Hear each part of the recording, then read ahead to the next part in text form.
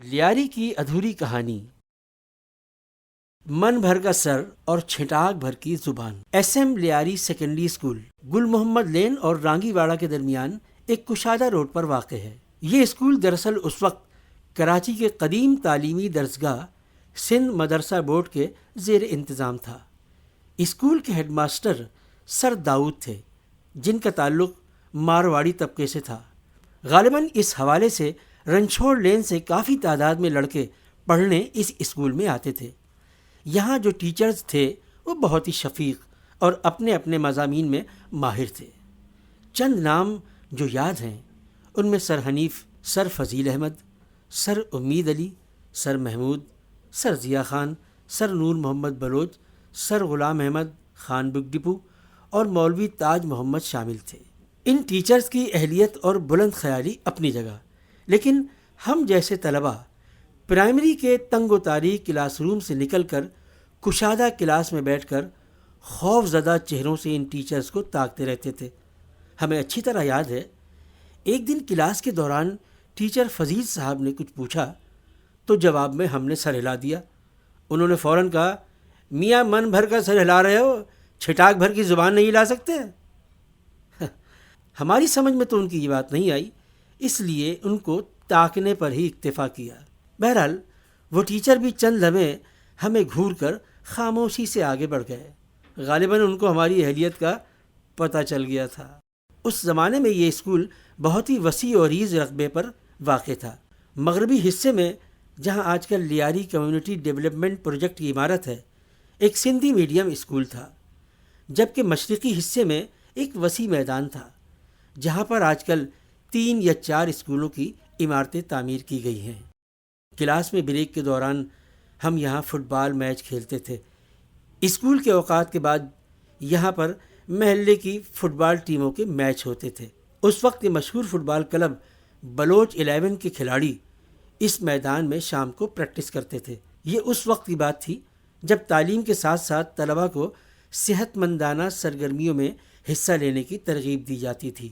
نواب نامی ایک صاحب کلاس سے باہر پی ٹی یعنی فزیکل ٹریننگ اور کھیلوں کی تمام سرگرمیوں کے منتظم تھے۔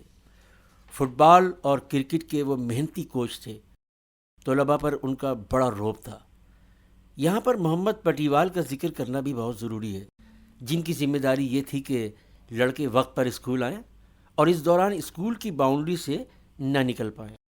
یہ ذمہ داری وہ خوب نبھاتے تھے۔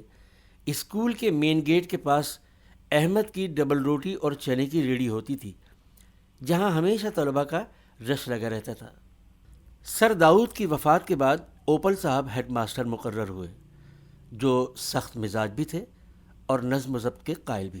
ان کا بڑا رعب و دبدبہ تھا۔ جب کبھی کلاس میں پڑھانے آتے تھے تو کسی لڑکے کو شرارت کی جرت نہیں ہوتی تھی۔ ایک دن کھیل کے پیریڈ کے دوران بڑی کلاس کے چند لڑکوں نے ہماری گیند چھین لی۔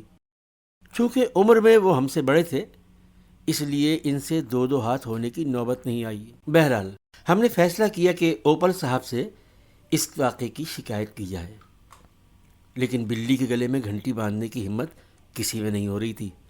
بحث و مباحثے کے بعد یہ طے ہوا کہ گروپ لیڈر اللہ بخش یوسفی، جو واقعی بعد میں لیاری کے سیاسی لیڈروں کی صف میں شامل ہو گئے تھے، اس مارکے کو سر کریں گے۔ شومیہ قسمت اس وقت اوپل صاحب 10ویں جماعت کی ایک کلاس لے رہے تھے۔ جیسے ہی کلاس کے دروازے کے پاس پہنچے، یوسفی کے قدم لڑکھڑا گئے۔ سب نے انہیں ہمت دلائی اور ان کو ان کی بہادری کے قصے یاد دلائے، تو وہ نئے جذبے اور عزم کے ساتھ آگے بڑھے۔ اوپل صاحب اس وقت بلیک بورڈ پر کچھ لکھ رہے تھے۔ یوسفی نے ڈر ڈر کر ان سے مخاطب ہوتے ہوئے کہا، سر، بڑے لڑکوں نے ہماری گیند چھین لی ہے اور ہمیں گراؤنڈ سے باہر نکال دیا ہے۔ اوپل صاحب، جو کلاس میں پڑھائی کے دوران کسی قسم کی بیرونی مداخلت کو سخت ناپسند کرتے تھے، فوراً پلٹے۔ ان کے پلٹتے ہی ہم بھاگ گئے۔ بھاگتے بھاگتے ہم نے پیچھے جو منظر دیکھا وہ کچھ یوں تھا کہ اوپل صاحب نے یوسفی کے سر پر ہاتھ رکھ کر جو گھمایا تو یوسفی لٹو کی طرح گھوم کر دروازے کے باہر گر گئے۔ پھر بڑی پھرتی سے اٹھے اور ہماری جانب تیزی سے بھاگتے ہوئے آئے۔ اس دن کے بعد یوسفی نے گروپ لیڈری سے دستبردار ہونے کا افسوسناک اعلان کر دیا۔